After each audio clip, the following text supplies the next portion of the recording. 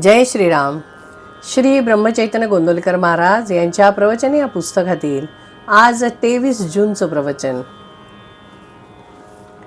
हेतू शुद्ध ठेवावा. मनुष्याने शुद्ध हेतू ठेवण्याचा प्रयत्न करावा. हेतू शुद्ध असला की स्वाभाविकच कृती त्याला अनुरूप होऊ लागते आणि प्रगतीला मदत होते. हेतू हा विहिरीत असणाऱ्या झऱ्याप्रमाणे आहे.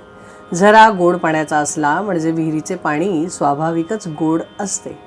म्हणून हेतू शुद्ध ठेवण्याची दक्षता घ्यावी आणि त्याकरता रामाची प्रार्थना करावी. माणसाला देहरक्षणापुरते अन्न, वस्त्र आणि नाम घेण्याची बुद्धी असली की असमाधानाला जागाच नाही. नको दैन्यवाणे जिणे भक्ती उणे, हे रामरायाजवळ मागावे. पर्व काळात भगवंत कामधेनूचा अवतार घेऊन येतो. ते ज्याला पाहिजे ते तो देतो.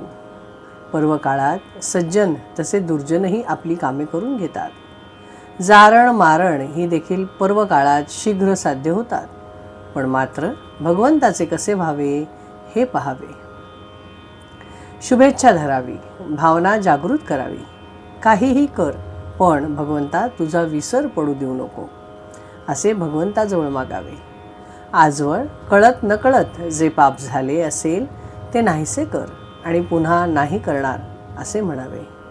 म्हणजे आपली मागची पापे नष्ट होतात. ज्याला विषयाची गोडी असते त्याला नाही परमार्थाची गोडी लागत. नरकातल्या किडांना नाही किळस येत. विषयी लोक प्रपंचात रंगून जाऊन साधू संतांची निंदा करतात. त्यांना मीच काय, तो एक शहाणा मोठा असा अभिमान असतो. पण त्यांच्यापेक्षा लक्षावधी शहाणे आणि श्रीमंत जगात आहेत हे ते जाणत नाहीत आणि ते खालच्या लोकांकडे पाहतात आणि त्यांच्याहून मी कसा श्रेष्ठ आहे असे म्हणतात. माझे चुकते आहे एवढे कळले तरी चालेल. विषयी लोकांना मला कुठे दुःख आहे असे वाटते. पण दारूप्रमाणे विषयाची धुंदी उतरली की मग पश्चाताप होतो.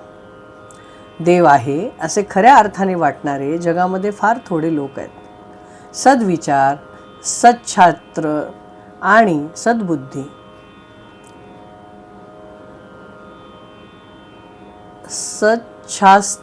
आणि सद्बुद्धी ही प्रत्येक माणसाला याच जन्मात भगवंताकडे नेणारी आहे. प्रपंचाचा अनुभव कष्टमय आहे, पण भगवंताचा अनुभव आनंदमय आहे.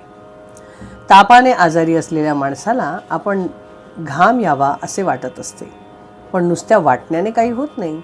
त्यासाठी डॉक्टरचे औषध घ्यावे लागते.